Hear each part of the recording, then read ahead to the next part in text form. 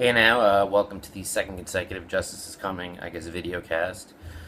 Coming at you here live from the Justice is Coming home office, the panic room as I like to call it, here in beautiful South Setauket. I found this in my closet, the Eli Manning Sucks San Diego Chargers football shirt, which you can see unfortunately I've had to put still and still after Eli's two Super Bowl championships. Um, Obviously, a lot of attention's paid to the 2004 trade this week. I still maintain that although I am not thrilled that we got Nate Keating in the deal, that Philip Rivers is not the reason the Chargers have not won the Super Bowl. Certainly, the last 2 years he hasn't played well, and I've been one of his biggest critics. And yes, there are things that certainly even I'll admit that Eli Manning has done in big spots that push the Giants over the top, but certainly, I don't think Philip Rivers is the reason that the Chargers don't have a Super Bowl championship, and I also don't think that Drew Brees is necessarily the reason the Chargers don't have the Super Bowl championship. We could sit and rehash that some other time, but I don't want to say it is what it is. That's a very AJ Smith thing to say, but the Giants are kind of the I don't want to say that the subplot this week. The Chargers, I guess there's not a blackout tomorrow, but really, I have no confidence that this team will amount to anything this year. I know a lot of people felt that way going in, and maybe on some level I did too.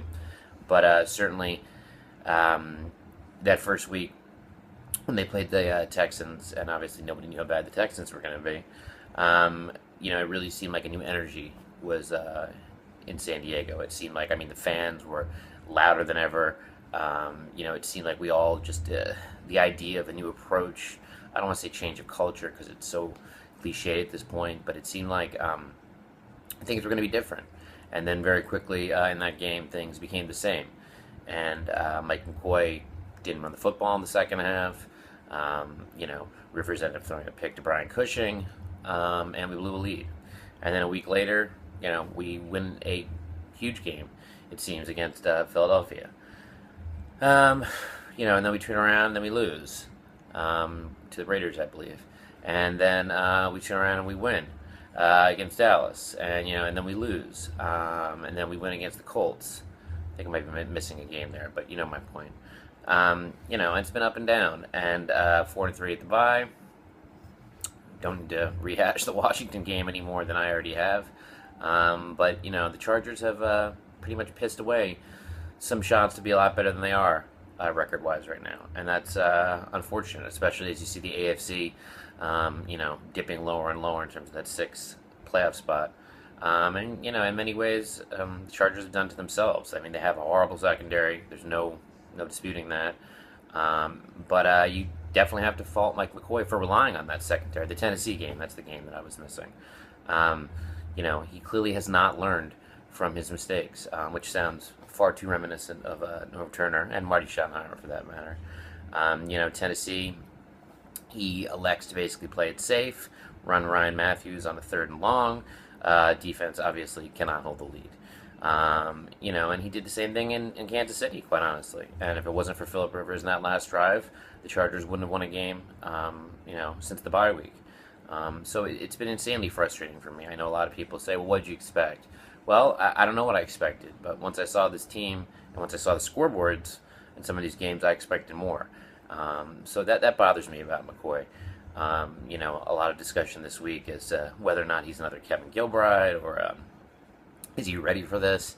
Again, I understand the concept of in-game management. I understand that making decisions, on the fly is what makes one of the jobs of a head coach. But, if I can figure out sitting here 3,000 miles away that you shouldn't accept a penalty to make it, 1st and 15 versus 2nd and 11 when you need to get the ball back and your defense seemed to just stop, Cincinnati behind the line of scrimmage. I believe it was Teo.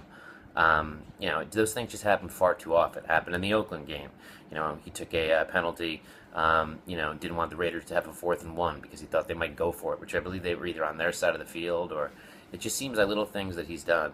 And again, going back to Washington, I wish I hadn't been there, but I was, and unfortunately, that is one of those games that the Chargers claim they turned the corner on, and you could say, well, they did beat Kansas City, but look what they did last week. I mean, the stink of that game is still there because they allow the stink of the game to still be there. They still make those decisions.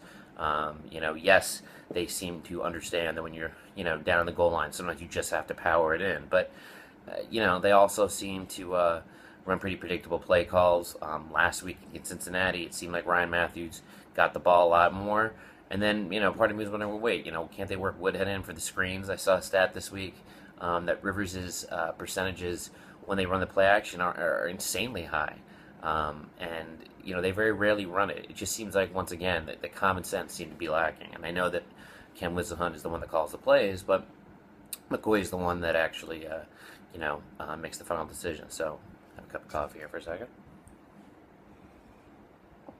Gotta love these things. Nonetheless, he has the final say, and it's very frustrating. So this week comes, the Chargers are 5-7. What if they win? What if Baltimore and Miami loses? This has been the storyline for the last 3 seasons. I mean, if you think about it, 2010, they dig themselves a huge hole. Special teams, blah blah blah. They beat the Colts on Sunday night, huge win. Turn around. Next week, get destroyed by the Raiders on their home field, wearing the powder blue uniforms. And again, one more win would have led to a playoff berth. Following year, 2011, same thing. Late in the season, winning a big game, and that ends up meaning nothing. Because what do? They end up drop the game that's important. I believe it was was it the Baltimore game that year? Yeah, they beat Baltimore in 2011. Oh, fair second, you think they might be good, they might make the playoffs. No. And again, they had dug themselves such a hole at that point, it was amazing they were even in it. Last year, same thing. They beat Pittsburgh, in Pittsburgh. That was a huge deal. Something they hadn't done, since the AFC Championship game, I believe. What does it mean? The next week, they get destroyed by the Panthers, who, have a good defense this year, and they're having a great season, but, they weren't that good last year, and whether they were that good or not, I mean, the Chargers just basically handed them the game. So, same thing. I mean, this team always seems to have the December tease in them. So, part of me wouldn't be surprised to see them win tomorrow, and then I guess it'd be impossible to imagine them being Denver, but I could somehow see where, there's a window where the Chargers could actually, sniff the playoffs, and then either because of past mistakes or repeating the same mistakes, they end up missing it. And it's sad that, we're just holding on to get into the playoffs. And this is what A.J. Smith used to always talk about, getting into the tournament. And I guess the reason we all, kind of made fun of that is because it got to the point that the Chargers were so clearly not a team capable of winning, anything in the playoffs, where they had not produced in the playoffs, that the idea of them sneaking in seemed to be almost insignificant. So, this is it's a sad state of affairs that we're barely grasping in a playoff berth. Hoping that they would get one. I know everybody else, again, probably made that concession a long time ago. And I guess I made that concession too, that this is another year, 4th year of missing the playoffs. And again, is making the playoffs worth anything if you don't have any shot at the Super Bowl, winning a Super Bowl? But my bigger concern is, where are we at? If Mike McCoy isn't the right guy, is this team getting any better? Philip Rivers has had an excellent season. But what has it meant? It's meant nothing. Are we getting any closer to being a better team? A lot of people would say, cut McCoy some slack. It's his rookie year. Tom Telesco has made some good decisions, and he has. I mean, Keenan Allen has been fantastic. Unfortunately, that's all they have, it seems like, in the receiving game at times. I'll never understand why Tutu doesn't get more throws, more targets. Vincent Brown obviously has been a pretty big disappointment this year, but last week was a perfect example. I know that most teams don't have somebody who can immediately stretch the field. And under Norv Turner, a lot of these short screen passes that we've seen probably would be non-existent. Or the crossing routes even. You would just see Rivers, doing what I call the chuck and suck, just dropping back and, just heaving it up and probably getting it picked off. But the Chargers don't really have anybody to stretch the field, and you could see that last week. And some of the things that we saw with Norv Turner are still there. It seems like there's a lack of urgency at times, with the team.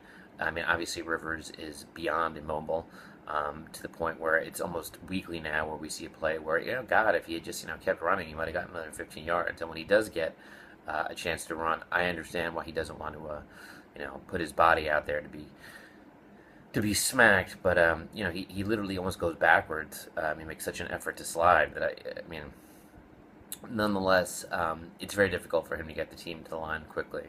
And it's frustrating. Ryan Matthews has looked a lot better. Obviously, is injured frequently. If Rivers had a running game, he'd be that much more effective. We're certainly not a very physical team, especially on defense. Again, I don't know what it says about the offensive line that we didn't trust them, or that that Whisenhunt and McCoy didn't trust them in Washington to just power through. Again, you go back to those films, you can see on one of the plays, Hardwick, moving forward into the end zone, expecting there to be a run. I believe that was the second down the Rivers checked, but again, this goes on every year. There's one game, whether it be the Denver game, 24-0, whether it be that game in New Jersey, Chargers up 21-10. There's always, a game where it seems, the Chargers become the Chargers, and we're sick of it. And what's unfortunate is this year we saw it a couple times, and then they reversed it. They came right back in Philadelphia and won a game when most people thought they wouldn't even have a chance. Turn around and beat Dallas, turn around and beat Indianapolis. They won a game at Kansas City with everything on the line. So, again, the Chargers have had this ability this year to be a team that both simultaneously overachieves and underachieves. I don't know what I thought going in, but I hope for something better than this. And certainly, I don't feel like we're getting any closer to being a competitive team. I mean, we're competitive, but being a championship team. And again, the sad fact for Charger fans is that we're continually, we're just right around the middle. We're not going to get a super draft pick, and we always kind of hover around mediocrity. We're just not bad enough to really make a clear turnaround for the future, and we're not good enough to really do anything with the team we have. So we play the Giants tomorrow. Obviously, I'll be watching. Obviously, I'll be rooting for them to win. Like I said, the Eli Manning thing is now, a subplot. I guess it's obviously good fodder for the media to revisit, and he'll get hardly booed. But the fact that he has 2 rings and we have none, it makes it very difficult to sit there and, act like, he's the problem. So, nonetheless, sorry to be such a downer, but can't imagine, any other way to look at this. But I'll be there. I'll be watching, as will you. And until next week, Ross Warner, justice is coming.